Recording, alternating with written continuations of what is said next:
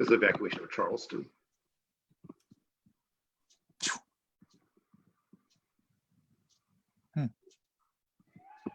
Man. Yeah, this is a subject that continually inspires me and horrifies me.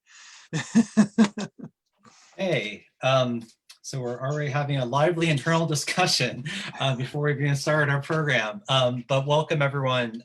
Thank you very much, as always, for your time. I know it's precious these days, and we deeply appreciate you coming to tonight's program, about which I am extraordinarily excited. Just checking my feed here, so I'll sort of monitor the page as we go along. I'm Dr. James Broomall, an associate professor of history at Shepherd University, as well as the director of the George Tyler Moore Center for the Study of the Civil War. And you might be wondering, why is there a program about the Revolutionary Era on a page for the Civil War? Well, I'm the director and I do what I want. But I've really tried to define the center around themes of history and culture sort of writ large. And I really seek to interface with a lot of talented academic and public historians who work in the 19th century, but also importantly in the 18th century. And so if I see sort of a need for a program, I create it, and I say that it's all part of our mission. And so we're happy you're here regardless. It gives me great pleasure to introduce our three panelists this evening, and one unfortunately has taken ill, but I'm extraordinarily happy to have the three gentlemen here before you. And at least my lower left-hand side is Marvin-Alonzo Greer. He is the lead historic interpretation and community engagement officer at Prince George's County Parks. We've had Marvin at the center before for a program that was extraordinarily interested, and we're excited to have him back. To my lower right-hand side is John Reese. He is an independent scholar, has been researching for some 3+ decades now, and is most recently the author of They Were Good Soldiers, African Americans Serving in the Continental Army, 1775 to 1783. I actually have a copy of it right here. Low tech, I understand, but nonetheless, there it is. And in my upper left-hand side, my friend Travis Shaw, who is the public programs coordinator for the Virginia Piedmont Heritage Area. And unfortunately, Kate Gruber has taken ill and will not be with us this evening, but the show will go on. And so with that, we'll get things rolling here. I'm gonna go between two screens. So if you see me sort of looking away, I'm not interested in you. I'm just trying to monitor both. And so thank you all for those who are tuning in so far. We got our couple good friends, John Heckman among them. So thank you all very much. And before turning it over to John, I'm actually going to quickly share our screen here. And I want to use an image as a beginning point for our program. And for those of you who are well versed in 18th and 19th century sources, you might very well recognize to the left-hand side a depiction of enslaved peoples working probably a tobacco farm in the Chesapeake, undertaking that arduous task of clear cutting the timber, removing the stumps. And on the right-hand side, a watercolor circa 1790 of enslaved peoples, most likely on a South Carolina plantation.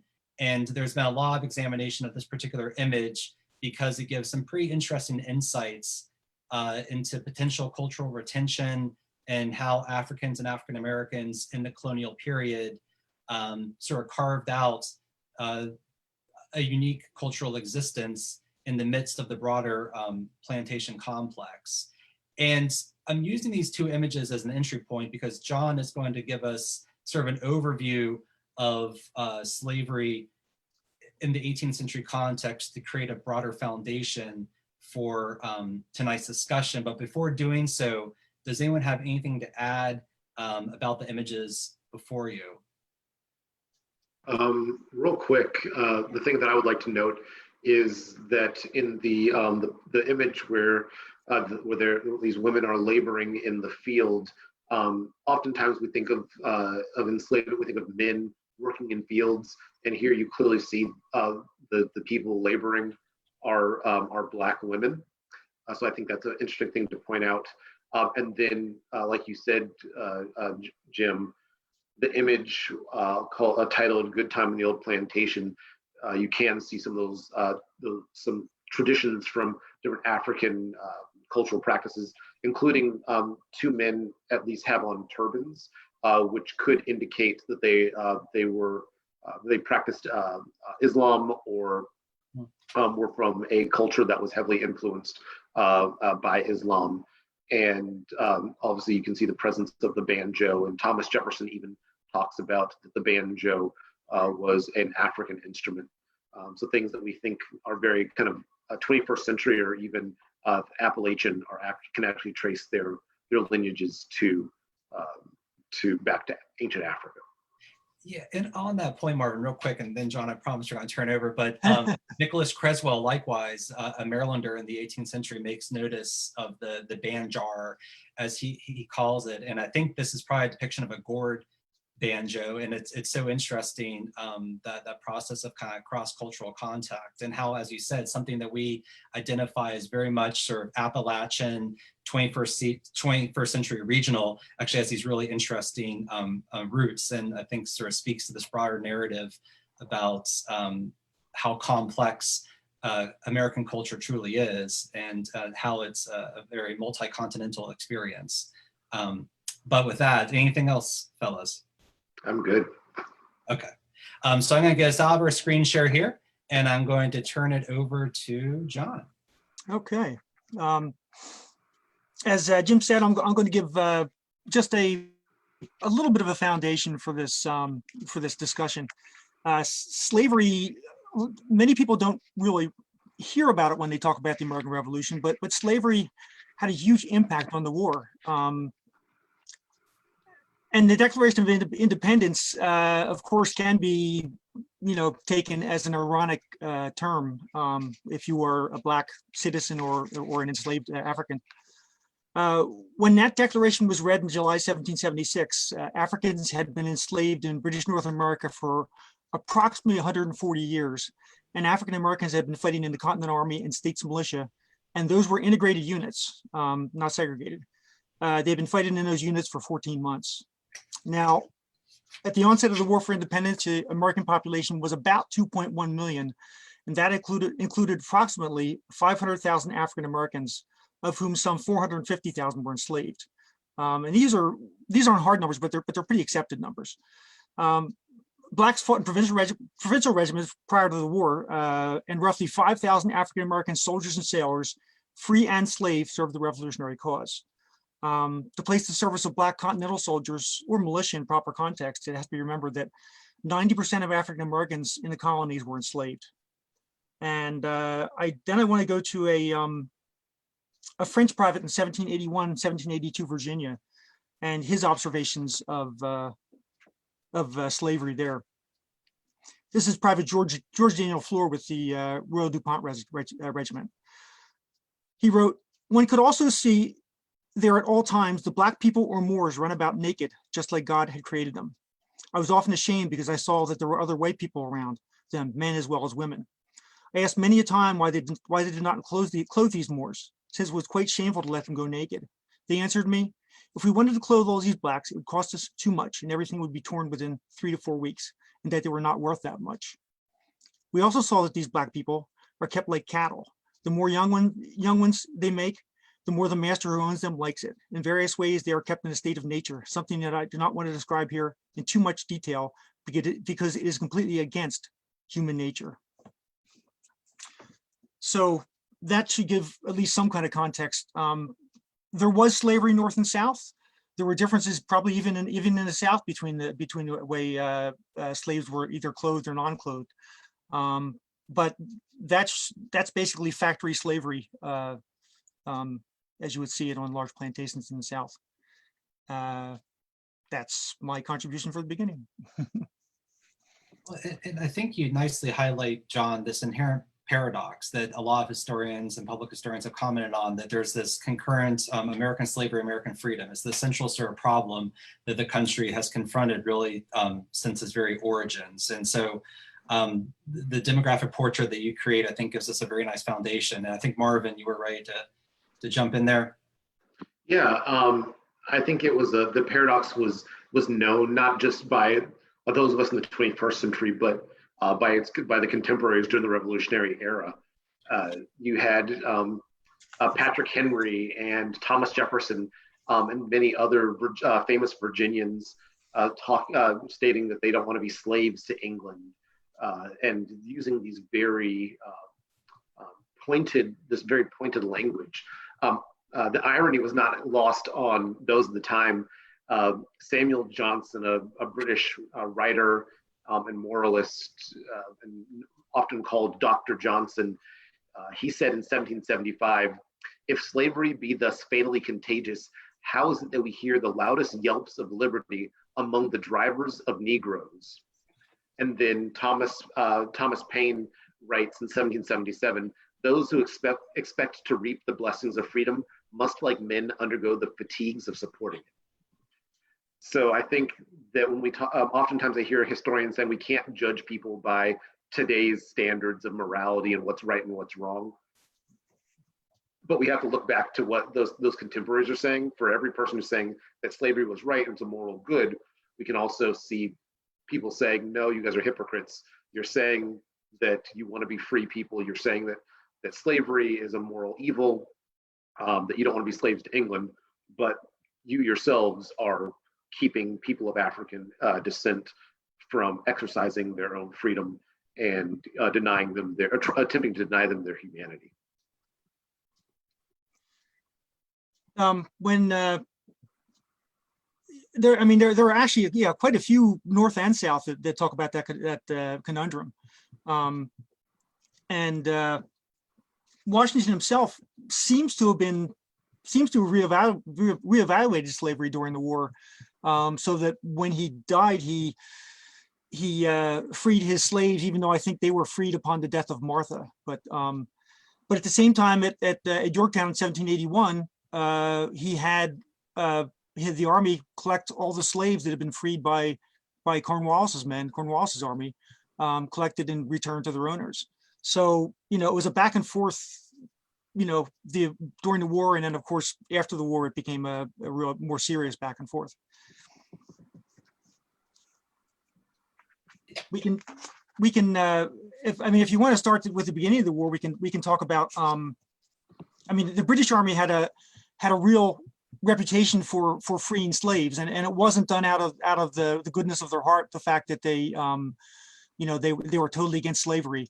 It was because they wanted to hurt the slave owners. And when Dunmore formed the Ethiopian Regiment in 1775, he had almost no military forces with him, very, very little. So arming slaves, taking slaves off of the plantations and arming them was a real pragmatic move on his part. Absolutely, yeah, absolutely a pragmatic move, and it's a move that even predates Dunmore's proclamation of November 1775, in the sense that it's something being talked about amongst the British High Command. I mean, Dunmore, several months before issuing his proclamation, says, he's going to free every slave in Virginia and burn Williamsburg to the ground. It's a fear that resonates with both patriot Virginians and patriots throughout the colonies. It's something that gets repeated in the Declaration of Independence as one of the crimes that the king has committed against his American subjects, is kind of instigating servile insurrection. But Dunmore's proclamation definitely stands out. November 1775, he declares martial law in Virginia, declares that every indentured servant or enslaved person that joins the British standard will be armed and will be used, like John said, to augment the forces that Dunmore has. Now, he creates the Ethiopian Regiment, which is kind of a short-lived organization, but it does set the precedent for people of color, people of African descent serving within the British military. Now go ahead, Marvin. Go ahead, Marvin. I was going to say, and you see rhetoric like this used throughout 18th century newspaper articles and periodicals. So it's hard for us as historians to find out what's true and what's propaganda, because terror based on race is so prolific during this time period. You often see patriot newspapers using instances like the hordes of Negroes coming to rallying to Dunmore's call. Thousands of Negroes are leaving their plantations and going or taking up arms against the Patriot cause. Whether or not this is true, we'll never know. But it's very likely that these patriotic newspapers are trying to use Black people as this fear of Africans and people of African descent, fear of enslaved people, to gather support for that patriot movement. We do know from the records that the amount of men and women who liberated themselves and gone to Dunmore's standard is pretty minimal. There weren't the thousands that are reported throughout these quote unquote patriot newspapers. So we can kind of tell that some of this is propaganda, and it's interesting that the same rhetoric was used throughout American history after between the Revolutionary War and the Civil War, when it comes to African Americans taking up arms to throw off the shackles of slavery, when it comes to the American Civil War and the propaganda used by Southerners in the opening days of the Civil War, and then even throughout the Civil Rights Movement and today, how political forces are using this idea of Black versus white, pitting this issue of race against each other to gin up fear in white Americans, this fear that's lasted since before the American Revolution and still lasts through today. Yeah, I mean, to speak to the point of rhetoric, one of my favorite quotes that comes out of Dunmore's proclamation is, Virginian writes, "Hell itself could not have vomited anything more Black than his design of emancipating our slaves." I mean, and like you said, that really does kind of galvanize patriot resistance against Dunmore and really turns a lot of Virginians, from fence sitters to active patriots. It's funny because that was November 1775. The unit existed for 1 year, and at the same time, the Continental Army in the North was integrated, and Black men had been fighting from the first. I mean, one was wounded on Lexington Green. There were probably 40 or 50 that participated that day. Prince Estabrook. Yep. And then there, I mean, a lot of people talk about how Blacks were thrown out of the Army or they weren't allowed to join the Army in '75. That's actually not true. There was this paper war going on about not allowing first slaves and then not allowing any African Americans to join the Continental Army. This whole time they were still in the regiments. They were still in the siege of Boston. So and eventually, again, for pragmatic reasons, Washington and the Congress relented early in '76 and basically let as many African Americans join the Army as wanted to. So it's just a really interesting juxtaposition. It's also interesting too that like 5 months after Dunmore's regiment reached New York and was disbanded, William Howe, the British commander-in-chief, basically issued orders stating that that any Blacks in the Loyalist regiments were to be discharged. So, and those are the regiments, Loyalist regiments that are on the establishment. In other words, the ones that were supplied by the Crown and had to adhere to all the rules that the British regiments had to adhere to. So from that point on, with maybe a few exceptions, the only Blacks in those regiments were either musicians or wagoners or servants. It's just a strange, it's a strange thing. It's okay, now you've served, now you can. Maybe I can use that as a segue point. So first, for you all who are tuning in, again, thank you very much. There's been some questions. There's been some internal conversations about individuals who are descended from different patriots or loyalists from the American Revolution. So I'm enjoying just the internal dialogue. The conversation is being recorded for those of you who said you might have to step out early, and it will be posted both on our Facebook page as well as YouTube. But we've kind of cast a pretty wide net here and talked about those enslaved peoples who fled plantations. We talked about those who took up Dunmore's call. And so I think that in turn suggests that there's some divided loyalties within the African and African-American communities. And so I think, from the 21st century perspective, we tend to think of things in very monolithic, broad terms.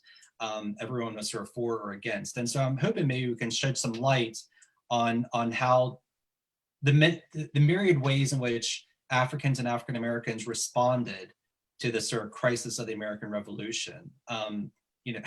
Had a cat visitation, which is all too frequent these days. But I was hoping maybe Travis has some expertise in the Loyalist experience.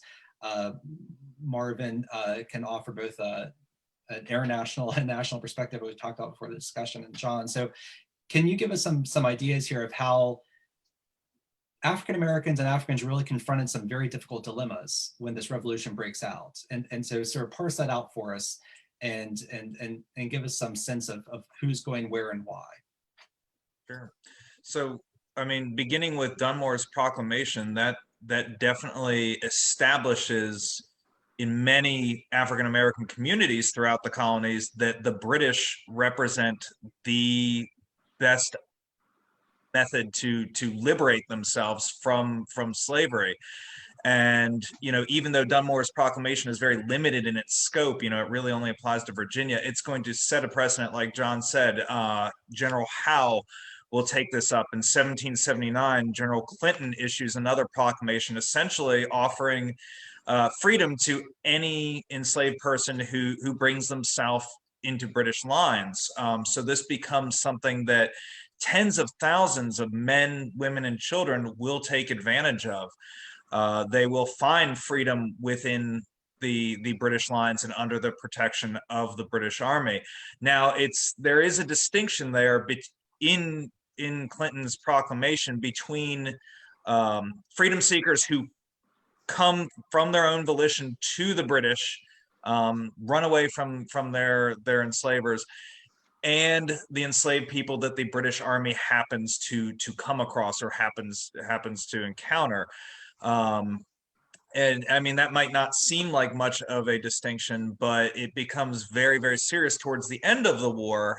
As the war is wrapping up, as the British are preparing to leave New York, the issue of returning American property becomes a serious point of contention between the British and American governments. And of course, in the 1780s, that property is going to include enslaved people.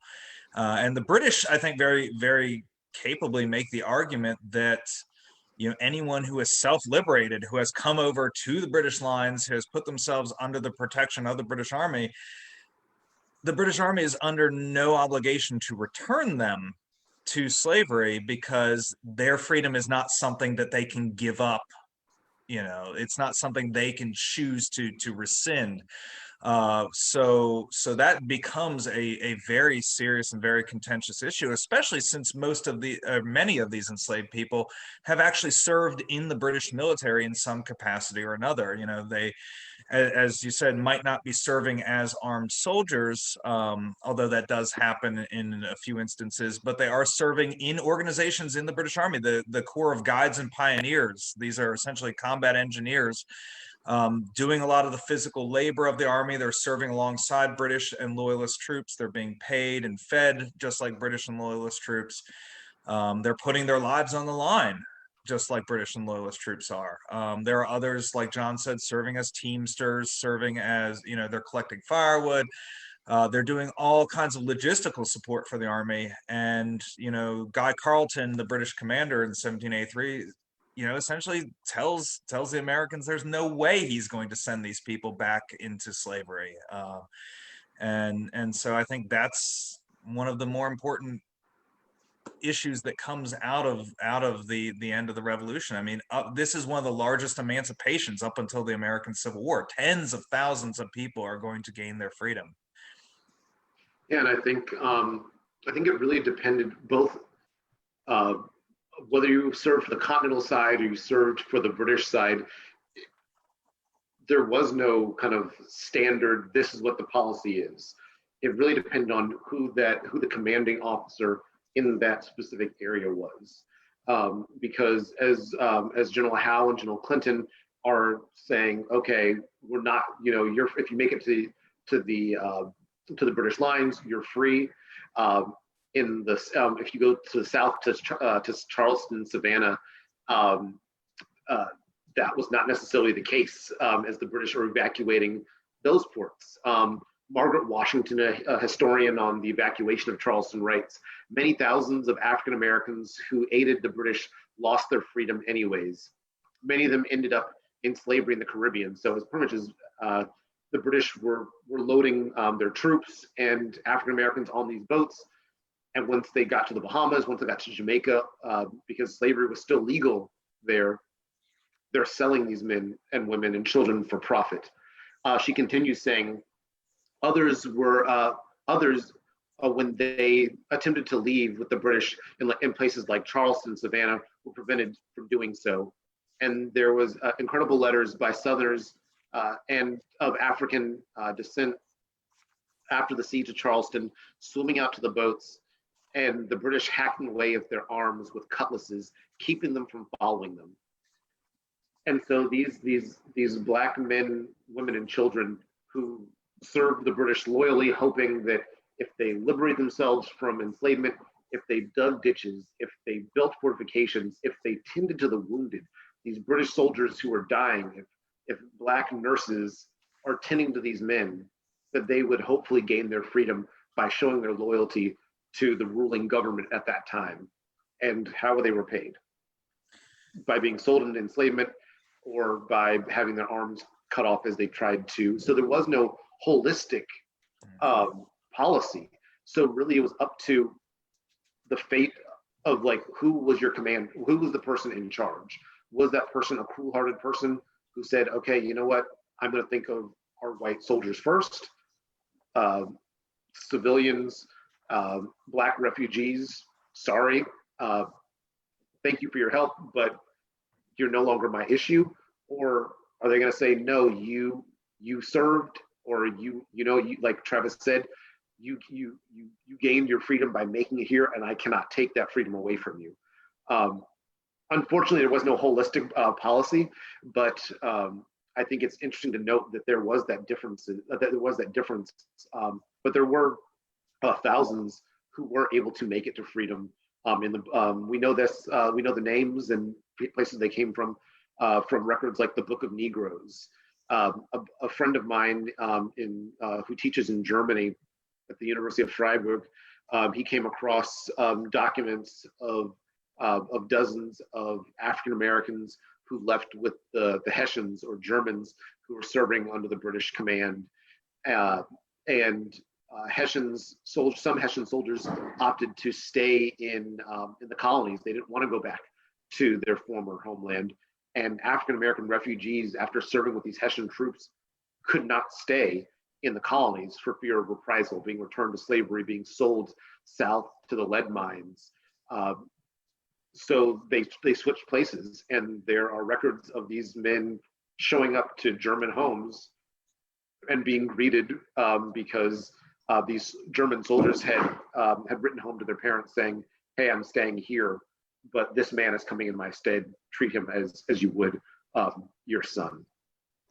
Yeah, such an important distinction. I'm so glad you brought up the other side of the coin here, Marvin, because yeah, the goal of the British Army is not to emancipate enslaved people. The goal of the British Army is to win the war, crush the rebellion, and emancipation is just one tool that they used. And as you said, it's a tool that's applied very unevenly across the colonies.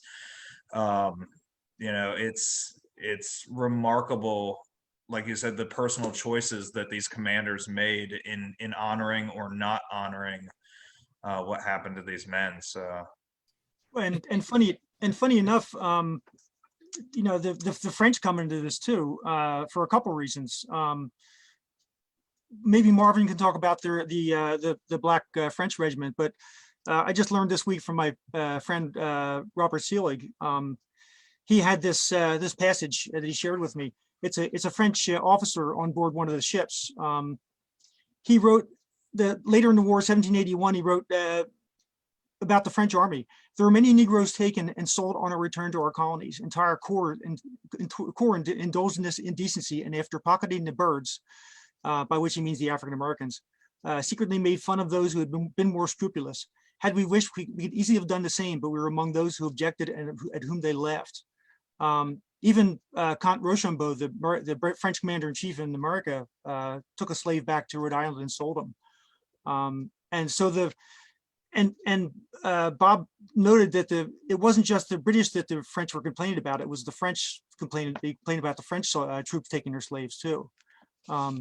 So everybody was in it, either for, at least on the face of it, for the war effort or for their own gain. You're muted there, Marvin. Sorry about that. There's dozens of ads of African Americans trying to liberate themselves. They put these ads out in the Virginia Gazette and different other newspapers of African Americans going. They're documenting going to the British Army. They're documented going to the Patriot Army. They're documented going to the Hessians. They're documented going to the French. So I think that kind of helps you better understand when you're looking at these ads, looking for African Americans who had self-emancipated. And the fact that they're going to all these different armies, there is no one army that was promising freedom. There was no one army that was returning enslaved people to enslavers. And the French army was no different. Although in popular concept, we think of like the French army being these kind of liberals with kind of with the ideals of the French Revolution. The French Revolution ideals were not fully there yet. So this idea of fraternity, equality, were not part of the French army. And so again, if you, depending on who you came across, could really depend on what your fate was. There was a woman named Kate who was born in Virginia. She was African American. She was about 27, 26 years old. And she was trying to get to the French army because she heard that those were the place to get freedom. Although ironically, the French were siding with the Continental cause. So, but from the rumors that she'd heard, that if you'd gotten to the French, that you could become free. But John mentioned earlier about the Black Regiment that served under the French. There was about 500 French soldiers of African descent. They are from the island of Saint-Domingue, what we now know as Haiti. And in October of 1779, these 500 troops helped kind of save the Americans that were fleeing after the Battle of Savannah. And these these Haitian troops helped prevent the British from just kind of rolling over and steamrolling that Patriot Army. And today there's actually a monument honoring these intrepid soldiers in Savannah, in downtown. It's a beautiful monument. If you get a chance to go, I would definitely recommend it. And pay close attention to one of the. There's about 5 or 6 soldiers there. One of them is a drummer, and that's supposed to represent a man named Henri Christophe, who was a drummer during the Revolution. After the Revolution, he returns to Haiti, and he becomes a leader of the Haitian Revolution. And so many of these Haitian men were born into slavery. They came and served in the French army during the American Revolution. Again, these ideas of liberty, equality, and seeing what the Patriot Army did by throwing off the shackles of England.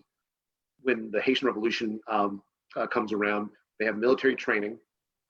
They have the backing of thousands of formerly enslaved men, women, and children in Haiti, and they become the second country to throw off colonial rule and self-govern, and it's because of that service during the American Revolution.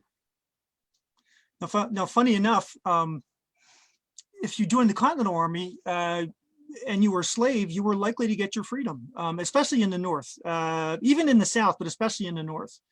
And if you talk about the regiment de Saint-Domingue, a number of them were slaves, and they received their freedom in return for their service. The same thing was for the Rhode Island Regiment, the 1st Rhode Island. Now, everybody hears about the Black 1st Rhode Island Regiment, and that it actually started as an integrated unit, mostly white soldiers. It wasn't until February 1778 that they decided to take the command staff from the 1st Rhode Island and take them back to Rhode Island to basically recruit freed slaves, both Indian and Black. And so the segregated Black regiment only existed from February 78 till like July 1780. Prior to February 1778, it was integrated, and after January 1781, it was integrated. But all those Blacks and Indians who joined that regiment received their freedom in return for their service. And a number of enslaved New Englanders especially received their freedom for serving as Continental soldiers too. It was such a mixed bag. I mean, the British, of any of the forces, the British freed more slaves than anybody else. But after they freed them, what happened to them wasn't always the best. They had the freedom. I mean, you can say that, but if they were evacuated out of New York, at least they were sent to usually someplace like Canada, sometimes the West Indies. But it was not an easy. Right, particularly for the Black loyalists who end up in Canada. You know, just having your freedom does not mean freedom from discrimination. You know. Oops, sorry, I didn't. John froze up there for a sec.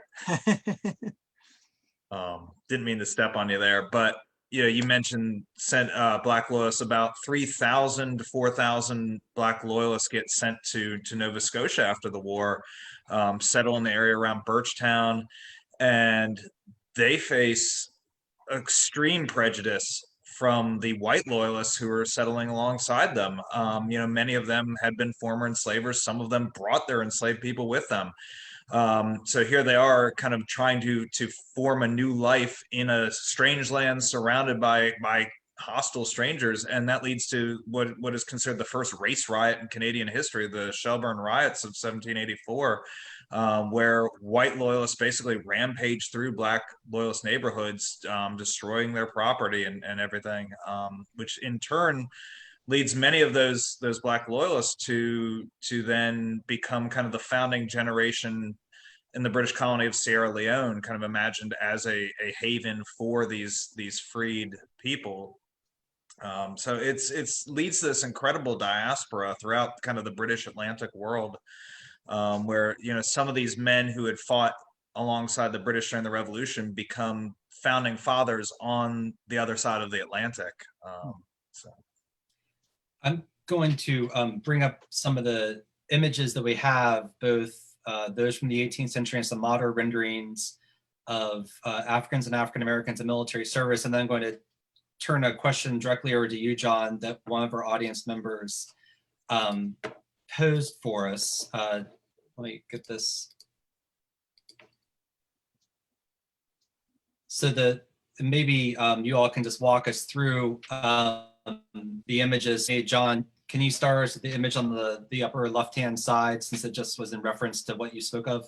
Sure, that was done by a French officer in 1781, maybe 82, but probably 1781.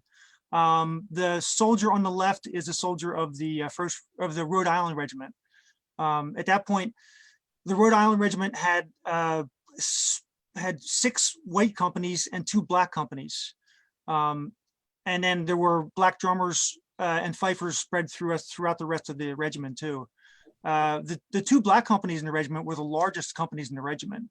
And I have a return that shows that that each of those companies had 2 women with them too. And there were women with some of the white companies as well. So that's how they would have looked in 1781. The entire regiment, both white and black men, black soldiers, would have had black leather caps with the Rhode Island anchor on it, and we're pretty sure this soldier's wearing a hunting shirt and overalls. And then on the right-hand side, now that would have been 1781. That would have been at Yorktown. On the right-hand side, you see an enslaved African, Asaba, who was Lieutenant Grosvenor's. That's Lieutenant Grosvenor right there in front of him, and that's at the Battle of Bunker Hill. There were probably, there's an estimate there may have been as many as 140 African Americans and Indians at Bunker Hill. Even though there were differences, there is a connection between Indian service and African American service during the war, just by the mere fact that some of that they were, it was mixed African American and Indian in the Rhode Island Regiment, mostly black soldiers, but a smattering of Indians too. So, and I really don't know whether Asaba ever received his freedom after the war. On the left-hand side, that's this 6th Connecticut Regiment. For some reason in 1781, the 6th, actually was the 4th Connecticut Regiment, they seem to have taken all their black soldiers and put them into one company. But prior to that, and that was only for 1 year, then they basically spread them throughout the regiment again. But prior to that, it was an integrated unit, and after that, it was integrated, and they were noted for having those leather caps, and they were of a design that that Washington actually wanted the Army to adopt those leather caps, but there was never enough leather to do that. In the center, we have a company of Henley's Additional Regiment.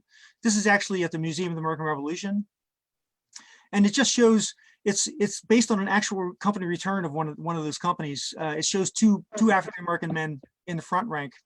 There may be more in the back rank. This is basically what a Continental company would have looked like during the war. Some would have had more black soldiers. Some would have had none at all. But this is pretty much a typical company. And then on the right-hand side, we have it's a runaway. It's a woman who stole herself. She and her son. Her name was Rachel. In the ad, it says Rachel, who now calls herself Sarah. So she actually changed her name. She was a mulatto. You can see her son actually has blonde hair or blondish hair. That actually says that in the ad. She joined the 1st Maryland Regiment in 1778, but by October 1778, she left the regiment because the ad says that she was pretending to have a husband in the regiment. So basically, she stole herself from her master and then went to the regiment basically to hide, and then eventually felt compelled to leave the regiment again. We don't know what happened to her, unfortunately. But as far as the name change, in looking at pension papers, there were a number of African soldiers, African Continental soldiers, who had their names changed during the war. Either they either did it themselves or the name was changed for them, and that's pretty common when you see enslaved Africans. So when there were a few who basically, after they served, after they were freed, they finally chose their own name, which was a huge symbolic, act to do. And they finally had control over themselves. They finally could choose their own name, and they were finally free. Yeah, I think that's one of the most amazing parts of not only the American Revolution, but the post-Civil War years, is when you see Black Americans become free, the choosing of names, whether it was the last name of their enslaver or taking on a name of a trade that they did, or the town. Oftentimes you see names like Freeman because they became a freed man. but I think for almost all Americans, I think especially Black Americans, this idea of being able to choose a name post-emancipation is extremely important, because not only was your labor being stolen from you, not only did you not have control of your own body, both as a man or a woman at any point in time, your enslaver could use your body for whatever purpose, whether it was labor or for their own abusive pleasures. That idea of being able to say, I'm going to make a decision for myself. I'm going to name my child this unique name. I'm going to create a name for myself. I'm no longer going to use this name that my enslaver gave to me or calls me. I am going to choose my own name. That's something actually that my family is dealing with right now with our genealogy. A cousin of mine, distant cousin of mine, her name is Betty Kearse. She just wrote a book called The Other Madisons, about the children, the Black children of James Madison. And right now we're trying to discover if one of our ancestors did just that after he became free.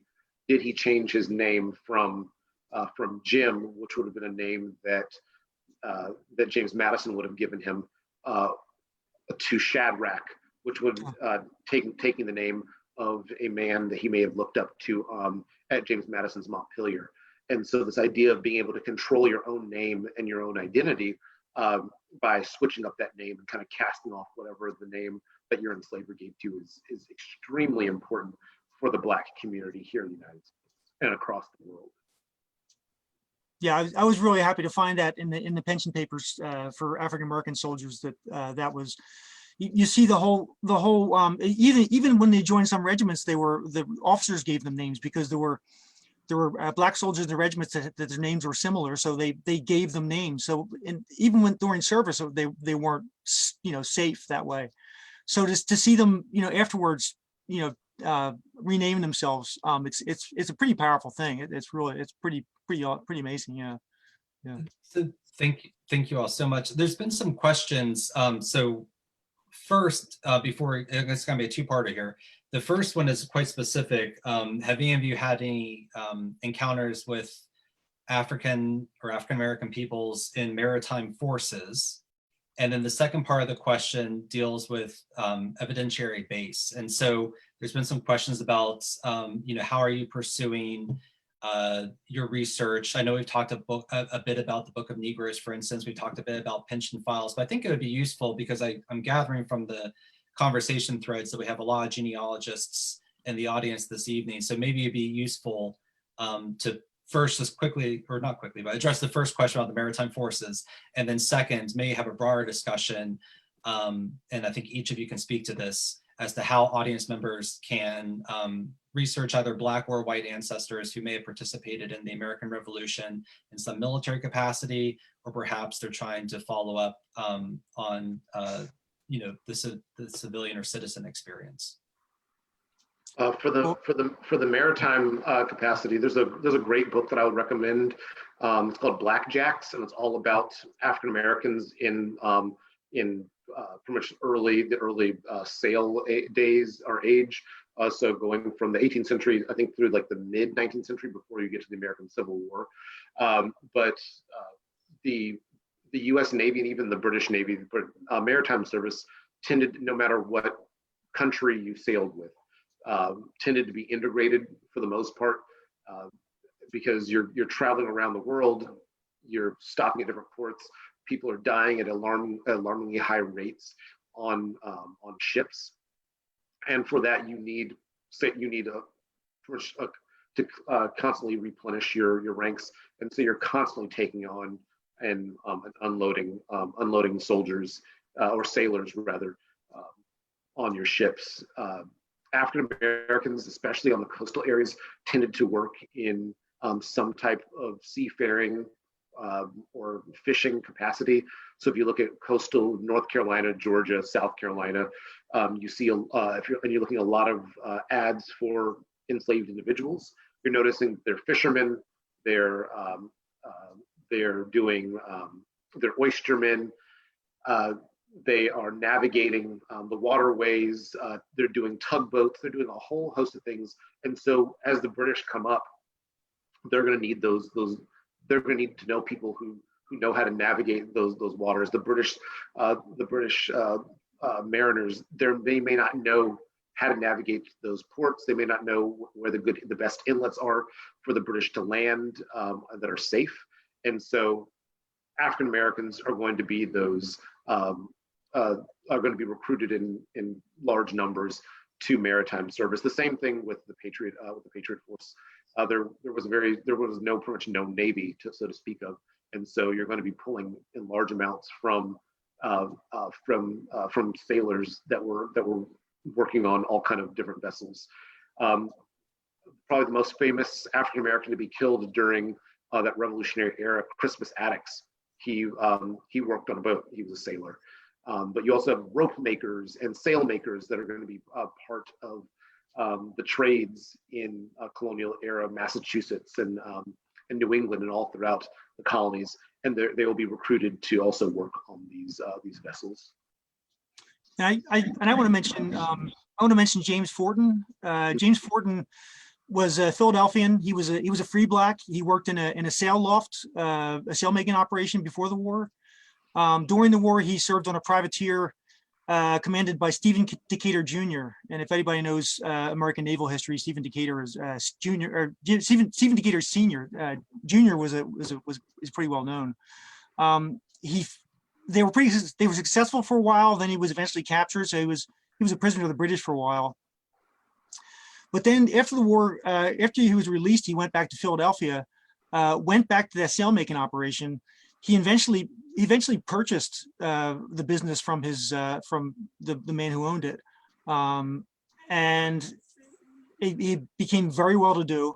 He became really involved in the abolition movement in Philadelphia, and he's an amazing person. I mean, I think there's one book out about him, and I really highly recommend that you read more about him. Yeah, but yes, African Americans were all through the naval service. I believe his granddaughter became an abolitionist and went down to Charleston, South Carolina to teach formerly enslaved people how to read and write and things of that nature. Her name was Charlotte Forten. Now, as far as sources, now I'll just one thing I'd like to recommend is it's a book that was put out by the Daughters of the American Revolution. It's called Forgotten Patriots by Eric Grunset. You can find it online. You can download a PDF of it. For my purposes, it was great because it has all the sources in there, but behind each name you can see whether they had a pension. So if you find somebody you're related to and they have a pension, you see that they have a pension, you can go to the pension papers and look that up. And those are available online too. And that's searchable. You can, once you download that PDF, you can search it. So that's Patriots of Color. That's Indians and African Americans. That's a wonderful resource right there. Great source. Yeah, when it comes to researching Loyalists, particularly Black Loyalists, it can be very difficult to find records that really speak to their experience. One of the biggest resources that we use studying Loyalists are the records of the Loyalist Claims Commission. These are claims that Loyalists file after the war, trying to get restitution from the British government for the losses that they've suffered. And first of all, these are incredibly limited resources. Only about 2,000 claims are actually filed out of, tens and tens of thousands of Loyalists who lose property or who flee the colonies. And out of those, there's only, I want to say maybe around 50 that are filed by people of color. It's a very, very small number. Part of that has to do with the requirements that you had to fulfill to get a claim filed. You had to show proof that you owned property, which, of course, many enslaved people did not own their property. And you also had to have people who could testify to your actions during the war. And so these records are pretty slim, but we do find some remarkable stories that come out of them. One that has always kind of stuck with me and kind of haunted me is the claim filed by a free man of color named Shadrach Furman. Shadrach Furman lives on the eastern shore of Virginia in Accomack County. And during the course of the war, he is going to kind of open his home up to British officers, loyalist privateers, and so forth. And the local patriots get wind of this, and they come to his house, they burn his house down, they take his property, and they torture him. They whip him 500 times. They smash his head with an axe. They smash his legs with an axe, and basically leave him for dead. And this man somehow survives. He reaches the safety of a British privateer in the Chesapeake Bay. And many years after the war, he's living in England. He's destitute. He's blind. He's having like seizures, mental disorders, kind of physiological disorders from his injuries. And he files a claim, and Henry Clinton actually is one of the witnesses on his claim who testifies on his behalf. But the sad part of the story is, despite everything he's gone through, I think he claims about 150 pounds worth of property, and he receives a pension of 18 pounds, which is far lower than what most white loyalists from kind of his station would have received. It's a really small pittance for everything he went through. And here's a man who clearly suffered because of the choice that he made. So there are, while these claims are limited, they do offer a really important window into what these people went through. And I know the Book of Negroes came up earlier. That's a list of about 3,000 formerly enslaved people who were recorded as the British are evacuating New York. These are people who largely go to Nova Scotia as part of that Black Loyalist settlement. And even then, they're recording details which may seem trivial to us, but in terms of 18th century primary sources, knowing the names of these enslaved people, knowing where they came from, knowing their ages, these are details that are largely absent from the historical records. So it's a tremendous resource. And there's a Black Loyalist Heritage Center up in Nova Scotia that's done tremendous work with these resources and trying to fill in the gaps in the historical record. So wonderful resource. And I think the Book of Negroes, I think, was a miniseries on Canadian TV. Yes. Yeah, it was. Yeah. Which I've never seen, but oh, it's very good. It's I would definitely recommend it. It's obviously a fictionalized version, but it does a very good job of tracing slavery, pretty much being captured in Africa in the 18th century, what the Middle Passage was like. Growing of age during this revolutionary time period, being on the Book of Negroes, and then going back to Africa. Wow. And what that whole journey of one family is like. And I think when we're talking, like Travis was saying, like when you're looking for both loyalist or patriot sources, I think it's for African Americans, it's extremely difficult. Tracing your genealogy, not just to the American Revolution, but just trying to get to the American Civil War is difficult. Because many of our families, unfortunately, that's not because of slavery, because of poverty, because of Jim Crow, we don't tend to have grandma's records for generations, and African Americans don't tend to find, like, when you hear about stories of like, we found this Civil War uniform, Revolutionary War uniform in our trunk in the attic. Usually those tend to be white families because of Jim Crow, redlining, things of that nature. Black families have not been in the homes that we have, that our families have been in for generations. I think especially when it comes, like Travis, you were saying that the gentleman whose home was burned and all of his records were destroyed. If you don't have those documents to say, hey, this is my pay voucher or whatever, or this is my journal that said that I served with so-and-so. It's just your word versus the government. And if you were fleeing, who knows if you're going to be settled in a place where you would have other people who knew you or served near you. If you send a letter to a general, that person is an important person. Will they be able to get back to you? are you worthy enough for them to write to send a response back to?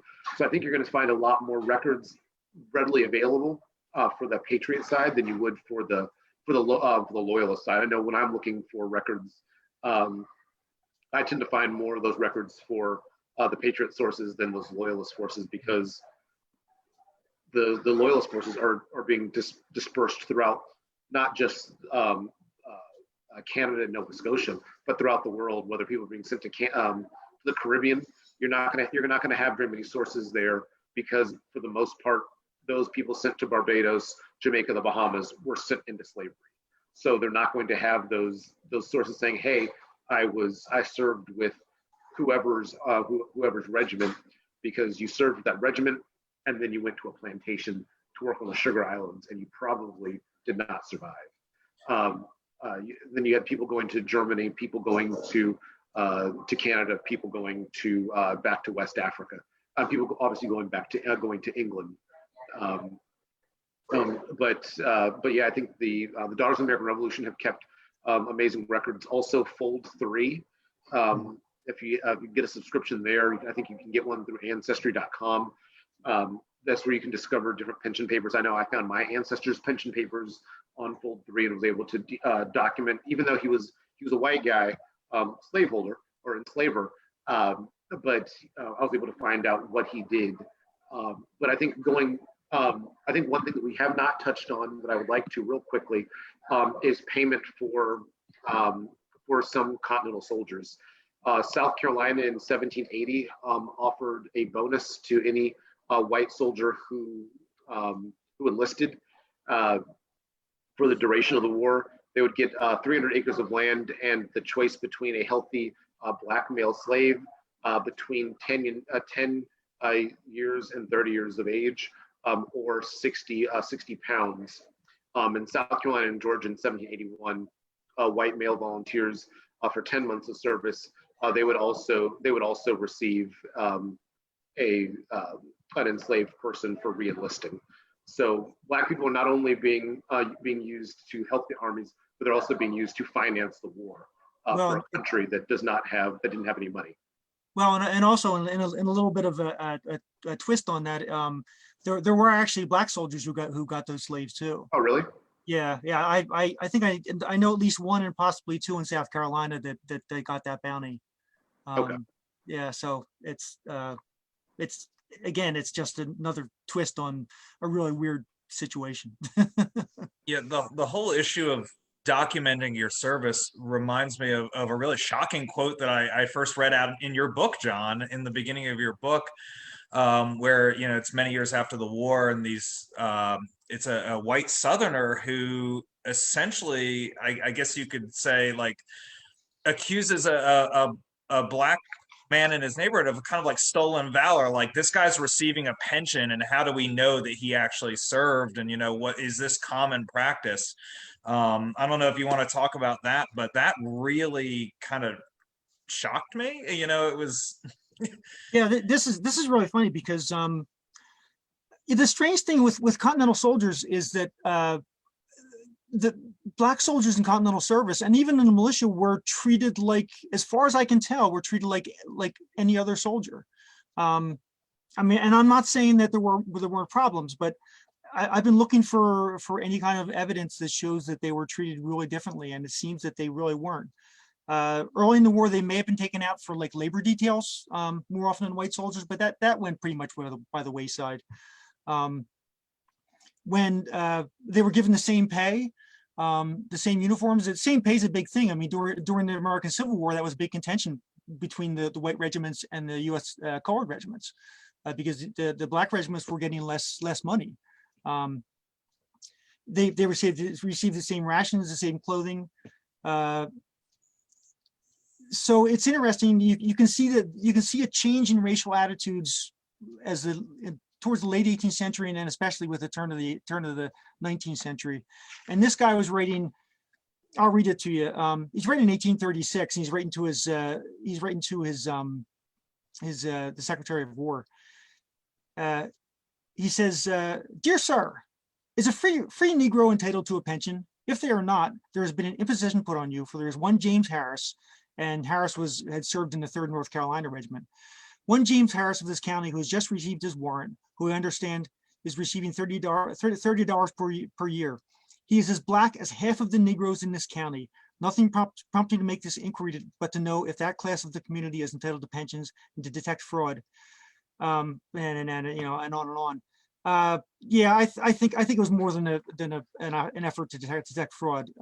But yeah, it was interesting. And I don't have replies, a direct reply, but there's letters in that pension file that guys are writing in and saying, well, yes, yeah, African Americans served in the regiments during the war. You know, they served as soldiers. They were integrated in the regiments, and so you know, it's just interesting to see that in the 19th century, somebody's trying to, you know, cheat a soldier, a veteran, out of his pension. Again, I mean, you know, you can see that. You can see in the pension papers. There's one man who there's actually a pass for him after the war. A pass for him when he goes somewhere. The pass states that he's allowed to go. And I think there's a it's pretty well known that African Americans often had to have a pass if they traveled. It's just really interesting to see a manuscript in the pension papers. Yeah, there's actually, I found a couple ads. Not necessarily, they were not quote unquote runaway ads, but they were pretty much, we found a black person and we're going to try to sell them. We don't trust them. And there's one from 1784 saying that this man, and they said he came into my custody. He says he was born free, and he delivered papers certifying that he is free, and he served 3 years in the Continental Army. Oh, wow. And he's received pay as a soldier, and he's been discharged. But pretty much, I don't believe him. Can someone come prove that he's not enslaved? And so, like, Black veterans, although they may have been veterans, were still not being treated equally as their white counterparts. No, to my knowledge, I've never seen any white.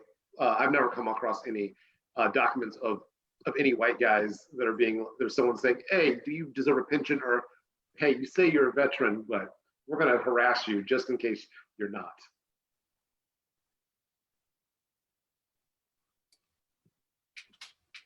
Well, there's, I think, okay. yeah, there's a lot more that I think could be said. Sure. But I know the hour, we're past an hour here.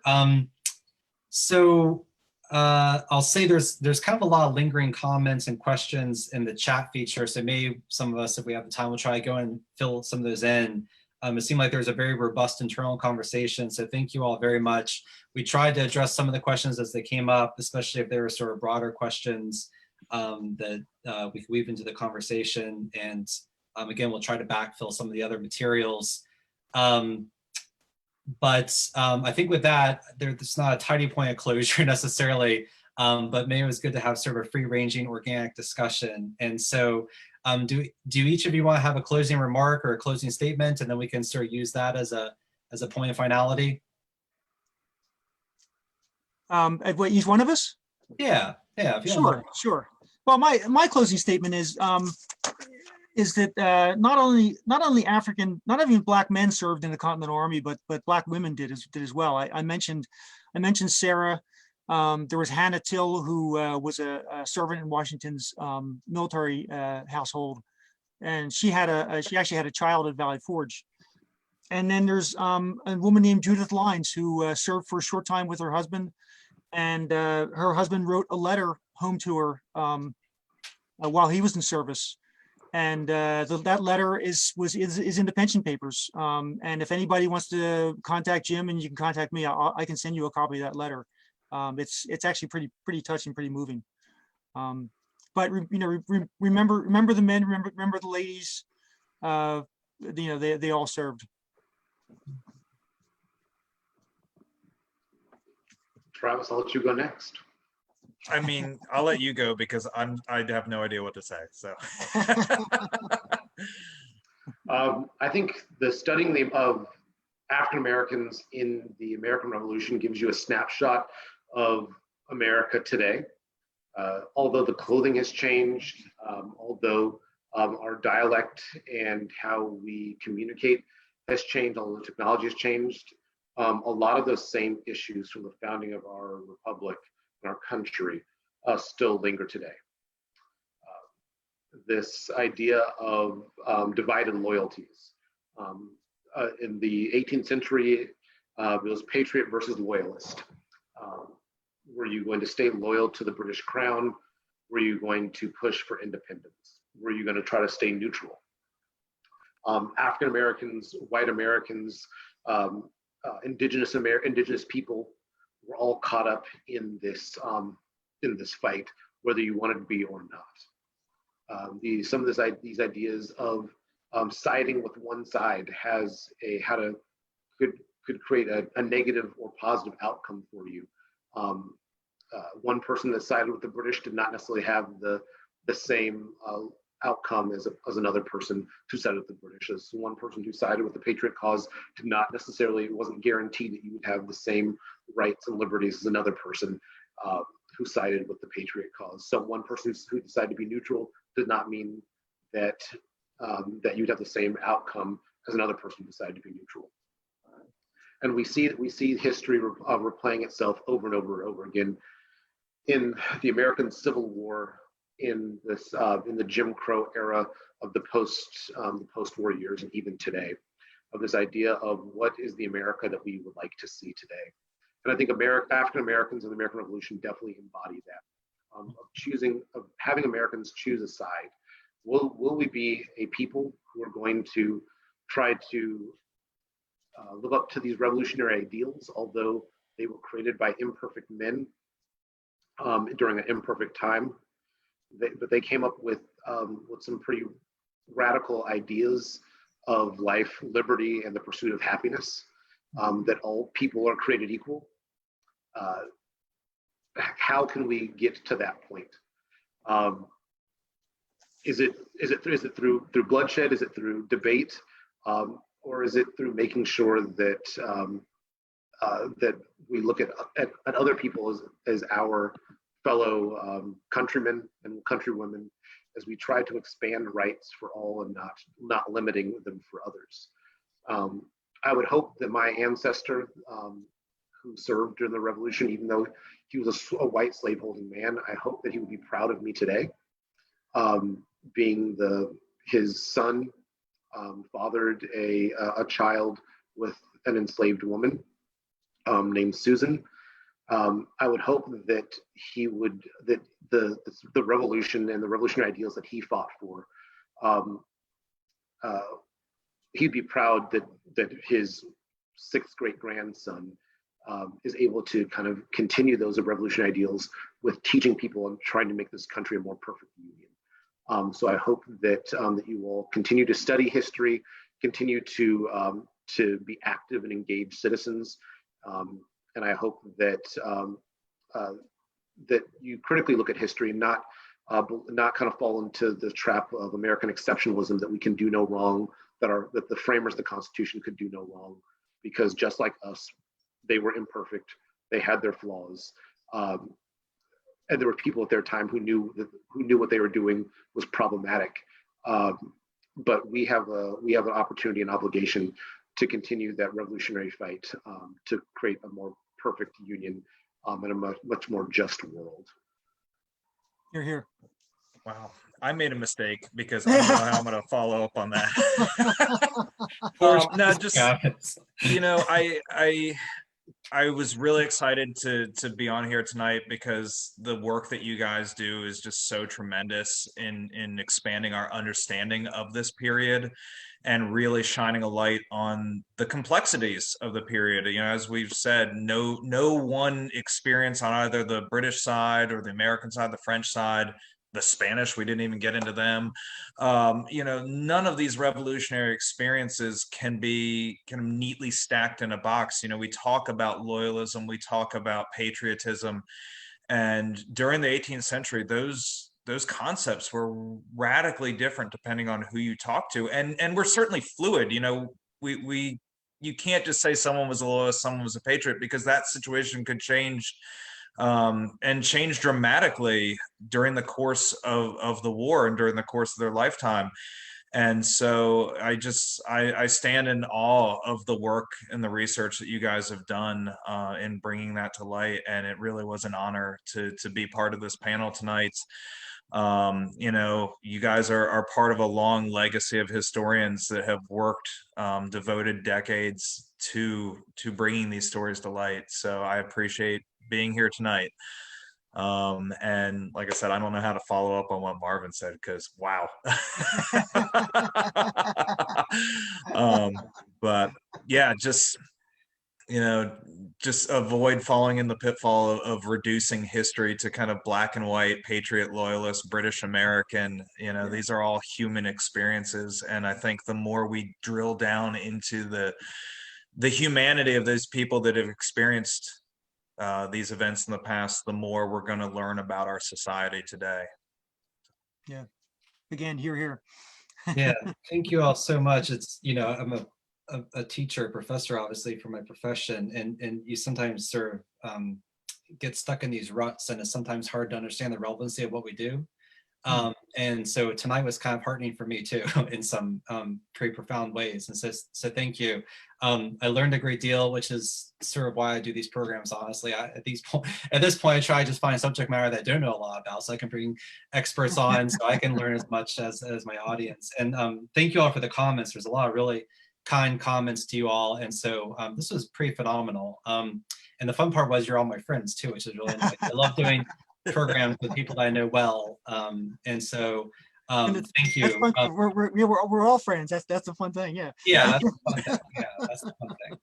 There's a couple of calls for encore, so maybe down the road. Well, if I can give a plug real quick. So Virginia Piedmont Heritage Area, along with the Black History Committee of the Thomas Balch Library, will be hosting John for a book discussion this Thursday. So if you didn't get enough of John tonight, in 2 days, you can visit the Virginia Piedmont Heritage Area's Facebook page, and we are going to talk about They Were Good Soldiers. So there's your encore. Hope to see you guys in a few days. And again, to those of you who had questions, this has been recorded. I promise they'll be posted on our Facebook page, the George Tyler Moore Center for the Study of the Civil War, as well as our YouTube.